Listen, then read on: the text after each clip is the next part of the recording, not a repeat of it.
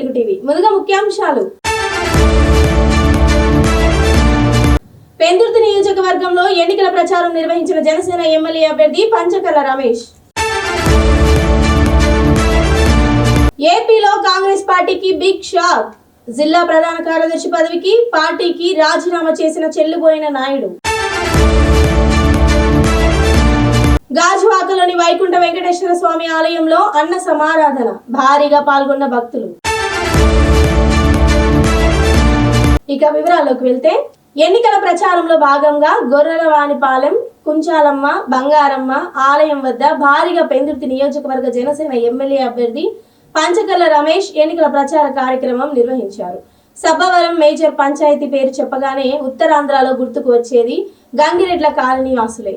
ఎందుకంటే గ్రామ పంచాయతీ ఎన్నికల్లో గంగిరెడ్ల కాలనీ వాసులు ఏ పార్టీకి ఓరి చేస్తే వారిదే గెలుపు. ఇది సబ్బవరం గ్రామ పంచాయతీ ప్రత్యేకత.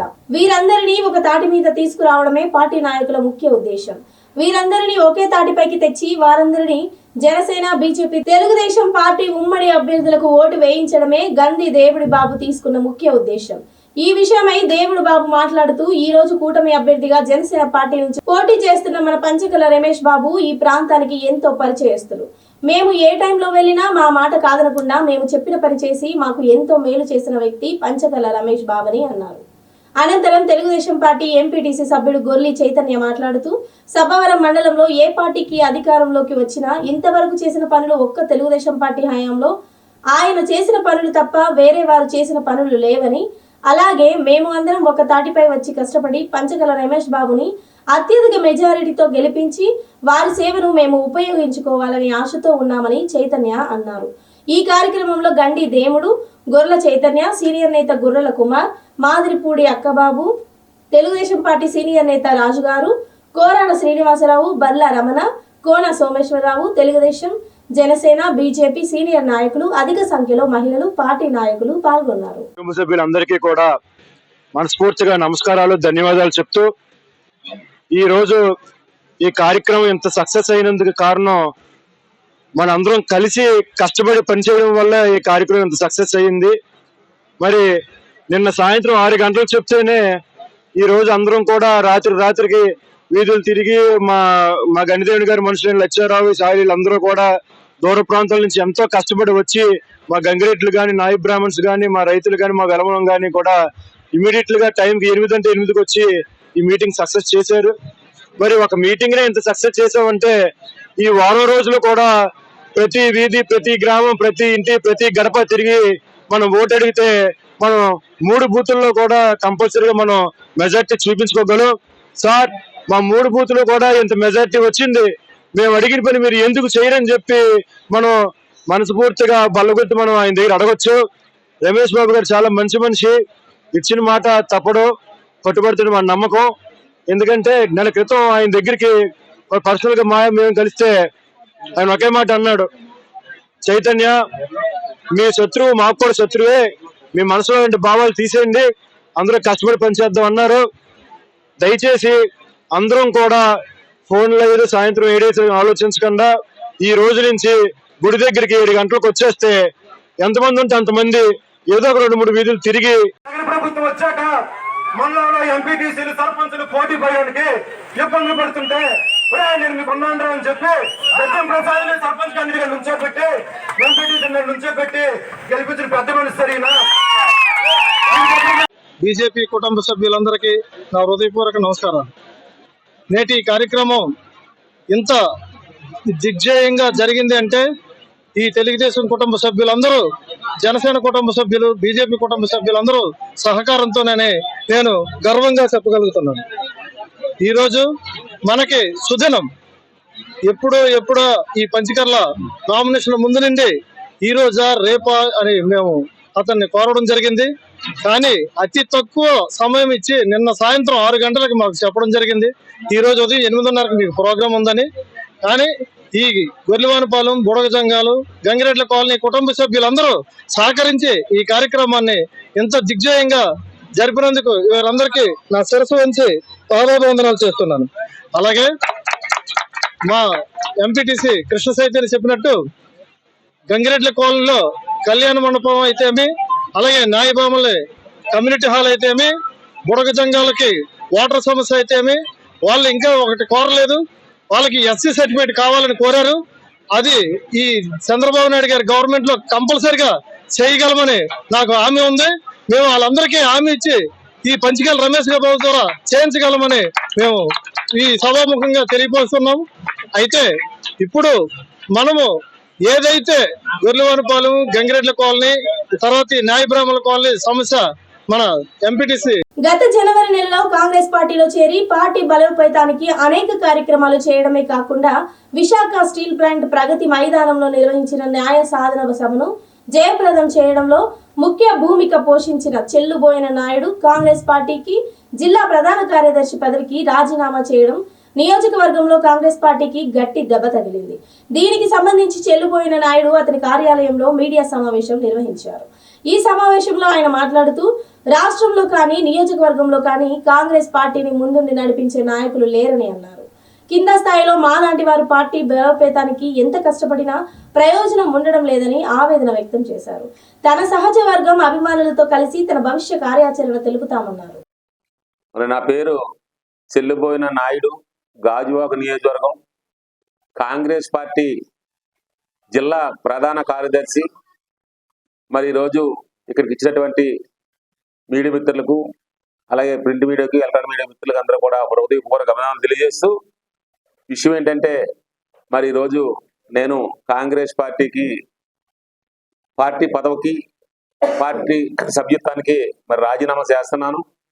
మరి రాజీనామాని మీ మీడియా ద్వారానే మా కార్యవర్గానికి తెలియాలని, అలాగే జిల్లా అధ్యక్షుడు ఇన్ఛార్జిగా ఉన్నటువంటి శ్రీనివాస్ అధ్యక్షులు గారికి కూడా మా మీడియా ద్వారా తెలియజేస్తున్నాను. మరి గత జనవరిలో నేను పార్టీలో జాయిన్ అయ్యి మరి ఈ రోజు వరకు కూడా 6 నెలల కష్టపడి ఢిల్లీ కార్యక్రమాలకు వెళ్ళడం జరిగింది. హైదరాబాద్ కానివ్వండి, లేకపోతే తిరుపతి కానీ, అనంతపూర్ కానీ, విజయవాడ కానీ అనేక కార్యక్రమాల్లో పాల్గొని చాలా కష్టపడి జనాదరణ వాళ్ళకి తీసుకెళ్ళడం కానీ, ప్రతి మీటింగ్కి జనాన్ని మొబిలైజ్ చేయడంలో కానీ కార్యక్రమం చేశాను. మరి లాస్ట్ మార్చి 16 తారీఖున జరిగినటువంటి మరి కృష్ణా గ్రౌండ్ స్టీల్ ప్లాంట్లో ఏదైతే ఉందో మరి ఆ గ్రౌండ్లో జరిగినటువంటి రేవంత్ రెడ్డి గారు, అలాగే శర్మిల గారు సభకి మినిమం సుమారు 5,000 మంది వరకు తరలించి మరి ఆ మీటింగ్ని సక్సెస్ చేసే దాంట్లో నేను కూడా మరి బలంగా పాలు పంచుకున్నాను. మరి ఇటువంటి కార్యక్రమాలు చేసేదానికి మరి కాంగ్రెస్ పార్టీలోని లోపంగా ఏంటంటే మరి గాజువాక నియోజకవర్గంలో నేనైతే ఎమ్మెల్యే టికెట్ అడగడం జరిగింది. మరి నేను దరఖాస్తు కూడా పెట్టాను, 10,000 రూపాయలు అమౌంట్ కట్టాను, దరఖాస్తు పెట్టడం జరిగింది. మరి నాకు టికెట్ ఇవ్వలేకపోయారు. నేను చెప్పాను, మా సామాజిక వర్గాన్ని గుర్తించండి, బీసీలు గుర్తించండి, గాజువాక నియోజకవర్గంలో 2,10,000 బీసీలు ఉన్నటువంటి సామాజిక వర్గానికి మీరు ఏ రోజు కూడా ఏ పార్టీ నాకు టికెట్ ఇవ్వడం లేదు కాబట్టి మరి కేటాయించమని అడగడం జరిగింది. మరి సిపిఎంకి ఇవ్వడం జరిగింది. వాళ్ళు సరే ఇచ్చినా కానీ ఈరోజు కాంగ్రెస్ పార్టీలో మరి మేము మరి ఇంకా ముందుకు నడిచేటానికి కాంగ్రెస్ పార్టీలో అయితే అవకాశం లేదనే ఆలోచనతో బయటకు రావడం జరిగింది. కాంగ్రెస్ పార్టీని నడిపించే నాయకులు కానీ, కాంగ్రెస్ పార్టీని బలోపేతం చేయడానికి ముఖ్య లీడర్లు అయితేనేమి లోపం ఉంది. ఆ లీడర్లు లేనందువలన ఈరోజు కాంగ్రెస్ పార్టీకి ముందు బలోపేతం అయ్యేదానికి అవకాశం లేదు. మరి మేము ఎన్నాళ్ళున్నా కానీ పార్టీలో జెండా మోసి మేము పాకులాడమే తప్ప మరి నాయకత్వం అయితే చాలా లోపం ఉంది. మరి కింద ఉన్నటువంటి నాయకత్వం కానీ, పైన ఉన్నటువంటి కార్యవర్గం కానీ ఎవరు కూడా పనిచేసి కష్టపడి పనిచేసే వాళ్ళు గుర్తించే విధంగా ఎవరూ లేరు. మరి పార్టీలో పనిచేసాం, ఈ రోజు వరకు కూడా మాకెవరు కూడా కనీసం మరి పార్టీ కోసం పనిచేయాలి, పార్టీ బలోపేతానికి కృషి చేయండి అని చెప్పేసి మరి ఏదైనా ఎవరన్నా కానీ సీనియర్ నాయకులు కూడా లేదా కాంగ్రెస్ పార్టీలో ఉన్నటువంటి ఏదైతే కార్యవర్గం ఉన్నారో మరి మేడం పిసిసి అధ్యక్షురాలైనటువంటి శర్మిల మేడం గారు కూడా మరి మా వరకు ఎటువంటి మెసేజ్ ఇవ్వలేదు. మరి అందుకని మరి కాంగ్రెస్ పార్టీకి ఈ రోజు రాజీనామా చేస్తున్నాను కాబట్టి కాంగ్రెస్ పార్టీలో ఉన్నటువంటి పెద్దలందరూ కూడా అర్థం చేసుకొని మరి నాకు ఏదైతే నేను వచ్చిన తర్వాత కష్టపడ్డానో ఆ కష్టపడిన తగ్గట్టుగా మీరు నాకు గ్యారంటీగా భవిష్యత్తులో మీరు సపోర్ట్గా ఉంటారని నమ్మకం లేక కాంగ్రెస్ పార్టీ నుంచి బయటకు రావడం జరుగుతుంది కాబట్టి మరి మీరందరూ కూడా అర్థం చేసుకోవాలని చెప్పి తెలియజేసుకుంటూ సెలవు తీసుకుంటున్నాను. జై హింద్. సభావరం గోపాల్ నగర్ లో గడప గడపకు అనే కార్యక్రమాన్ని మండల వైఎస్ఆర్సీపీ యువనేత కర్రీ బాబు ఆధ్వర్యంలో మేజర్ పంచాయతీ 5వ వార్డు మెంబర్ చిత్రాల శ్రీనివాసరావు, వైఎస్ఆర్సీపీ ముఖ్య నాయకురాలు గడ్డం పద్మావతి, ఎక్స్ సర్పంచ్ శ్రీనివాసరావు, 4వ వార్డు మెంబర్ నడిపెల్లి కోటి ముఖ్య నాయకులతో కలిసి సబ్బవరంలో గడప గడపకు ఎన్నికల ప్రచారం నిర్వహించారు.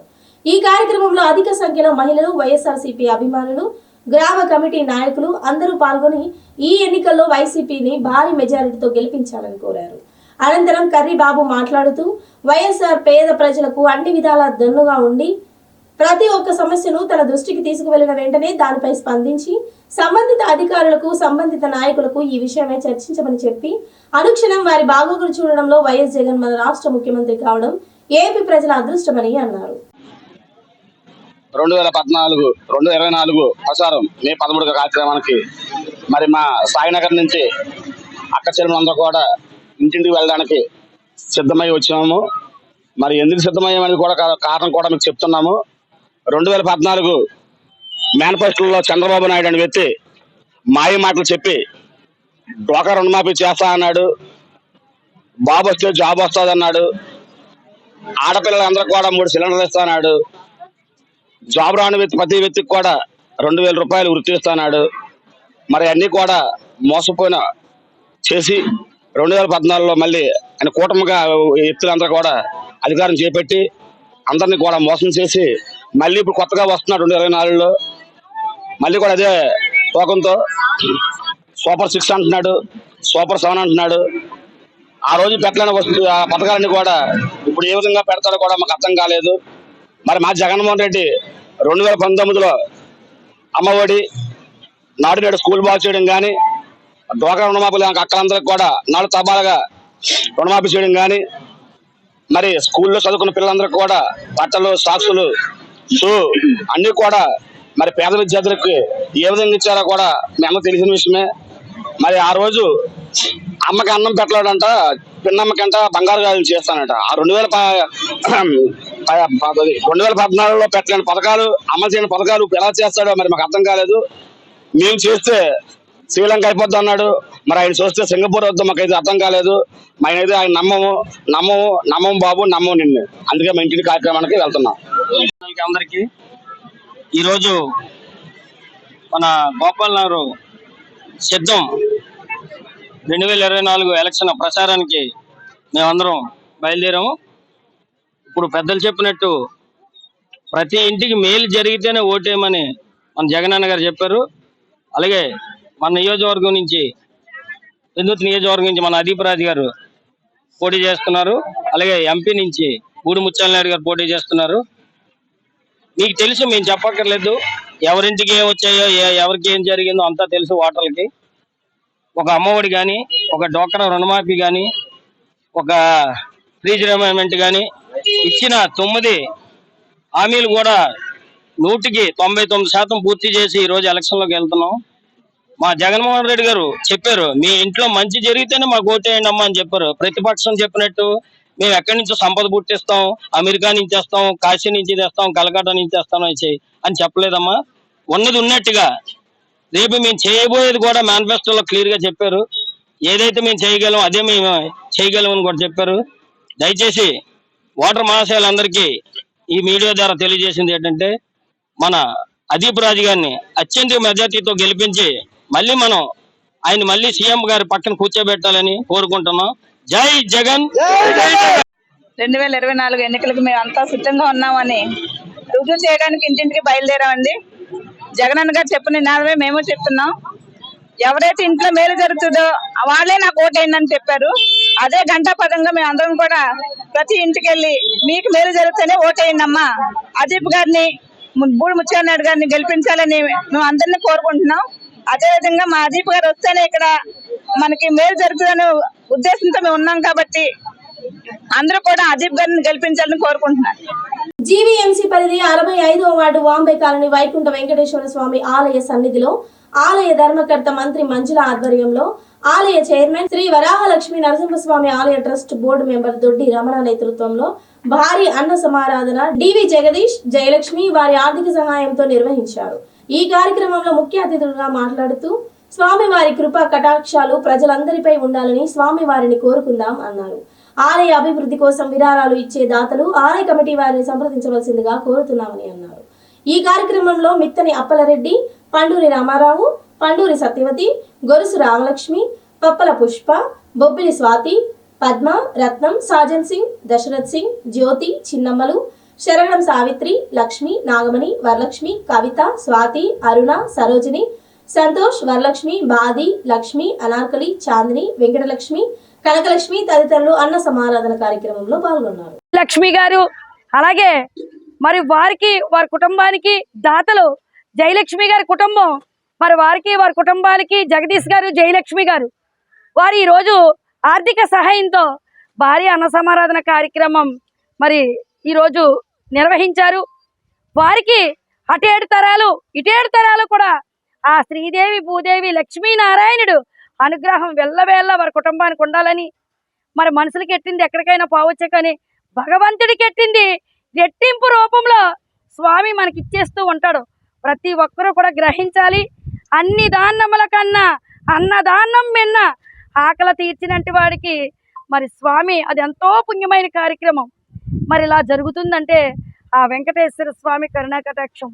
అలాగే ఈ యొక్క ఆలయానికి చిన్న చిన్న పని ఏ వాంటింగులున్నా మేం చేస్తామని ముందుకొచ్చి మాతో పాటు సహకరించి మా ఈ యొక్క కార్యక్రమాల్లో దైవ కార్యక్రమాల్లో అడిగేస్తున్న మిత్తన అప్పలరెడ్డి గారికి, రామలక్ష్మి గారికి, పుష్పమ్మ గారికి ధన్యవాదాలు తెలియజేస్తూ, మరి అలాగే సింగిల్ కుటుంబం అయితే తల్లి ఆదిరి కూడా వచ్చి స్వామివారి సేవ దైవ అనుగ్రహం ఉంటేనే ఇక్కడికి వచ్చి సర్వీస్ అందించగలం.